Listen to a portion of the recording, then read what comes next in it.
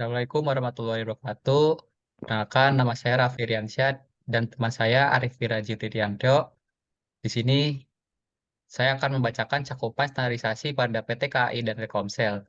Di sini PPT-nya merupakan lanjutan dari PPT sebelumnya. Yang pertama itu ada PT Kereta Api Indonesia atau PT KAI. Cakupan standarisasi apa saja yang dipakai perusahaan Kereta Api Indonesia. PT Sucivindo Persero telah mengaudit dan sertifikasi PT Kereta Api Indonesia atau PT KAI Persero untuk sistem manajemen anti penyuapan dengan SNI ISO 37001 2000 pada tahun 2016. Setelah melalui proses audit dan penilaian dari tim Sucovindo, maka hasilnya dinyatakan bahwa PT KAI Persero kompeten untuk mendapatkan sertifikat sistem manajemen anti penyuapan, kata Direktur Utama PT Sucovindo Persero, Bahder Johan Budin.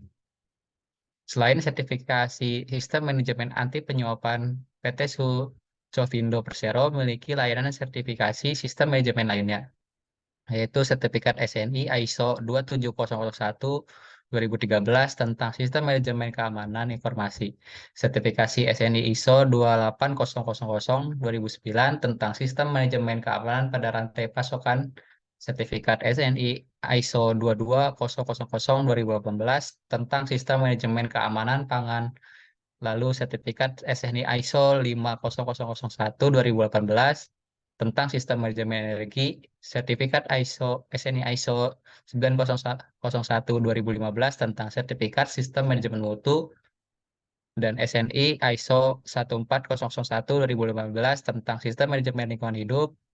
Lalu ada SNI ISO 45001 2015 tentang sertifikat sistem manajemen keselamatan dan keselamatan kerja. Selain itu, PT KAI juga mengacu pada standar internasional yang diakui dalam industri perkeretaapian seperti ISO 9001 manajemen mutu, ISO 14001 manajemen lingkungan, dan OHSAS 18001 tentang manajemen keselamatan dan keselamatan kerja. Standarisasi ini membantu KAI dalam meningkatkan kualitas layanan, efisiensi operasional, serta memenuhi standar global yang berlaku. Selanjutnya ada dari perusahaan Telkomsel.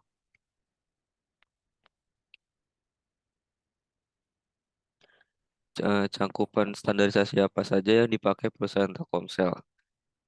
Telkomsel pun memastikan bahwa operasional perusahaan dalam menjaga keamanan data telah berjalan sesuai dengan standar sertifikasi ISO 27001 yang disertifikasi secara berkala oleh lembaga internasional di independen dan profesional. Dalam beberapa informasi yang dirangkum, ISO 27001 merupakan sebuah dokumen standar mengenai sistem manajemen keamanan informasi atau SMKI. ISO 27001 diterbitkan oleh Lembaga Internasional Organization for Standardization atau ISO bekerja sama dengan International Electrotechnical Commission atau IEC. ISO 27001 terus disempurnakan. Pada September sampai Oktober 2013, International Organization of Standardization memperkenalkan ISO 27001 2013 sebagai pengganti atas ISO 27001 2005. ISO 27001 tahun 2013 memiliki 14 klausa yang mencakup atas 113 kendali. Adapun klausa tersebut antara lain kebijakan keamanan informasi, pengorganisasian keamanan informasi, SDM keamanan informasi, manajemen aset, manajemen akses pengguna dan pengawasannya, teknologi kriptografik, peralatan dan keamanan fisik situs, pengoperasian keamanan, keamanan transfer data dan komunikasi, keamanan pengembangan dan dukungan sistem informasi, keamanan untuk pemasok dan pihak ketiga, manajemen kasus, pemulihan pasca bencana, dan pemenuhan permintaan internal dan eksternal.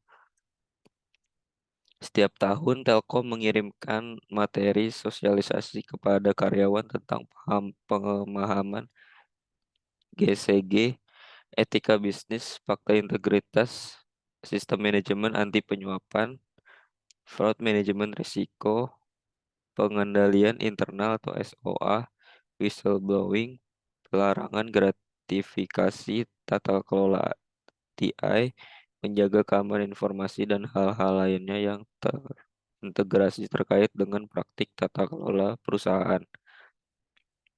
Telkom juga menyelenggarakan program survei online etika bisnis dengan populasi seluruh karyawan melalui media portal atau intranet yang diakhiri dengan pernyataan kesediaan karyawan untuk menjalankan etika bisnis. Pemahaman dan penerapan etika bisnis berikut hasil survei setiap tahun diaudit secara internal maupun eksternal melalui proses audit SOA 404. Audit tersebut dijalankan dalam rangka penerapan kontrol environment sesuai skema kerja pengendalian internal COSO pada audit pengendalian internal tingkat entitas. Standarisasi di Telkomsel mencakup beberapa area termasuk satu jaringan. Telkomsel menerapkan standar dalam perencanaan, desain, dan implementasi jaringan telekomunikasi untuk memastikan keandalan, kecepatan, dan kualitas layanan yang optimal. Kedua, layanan. Perusahaan ini memiliki standar yang jelas dalam menyediakan layanan telekomunikasi kepada pelanggan termasuk kebijakan dan prosedur penanganan pelanggan, manajemen keluhan, dan pemeliharaan layanan yang berkualitas. Yang ketiga, keamanan. Telkomsel menerapkan standar keamanan yang ketat dalam melindungi data pelanggan, jaringan, dan infrastruktur mereka dari ancaman keamanan seperti serangan cyber dan pelanggaran privasi. Lalu yang terakhir, yang keempat, operasional. Standarisasi juga meliputi proses operasional perusahaan seperti manajemen proyek, manajemen risiko, dan pengelolaan aset guna meningkatkan efisiensi dan kualitas layanan.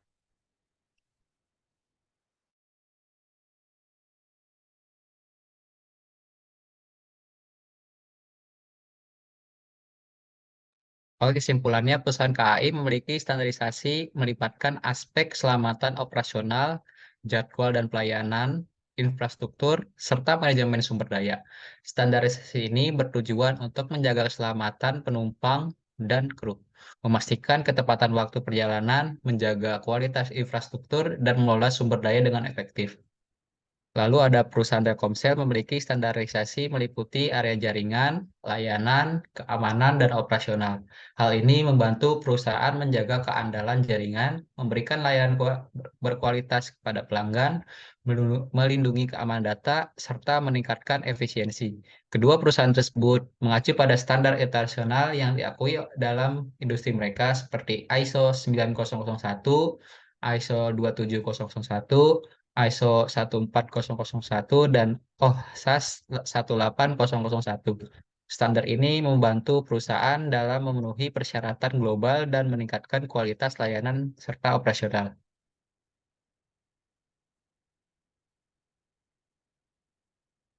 Cukup sekian presentasi dari kelompok kami.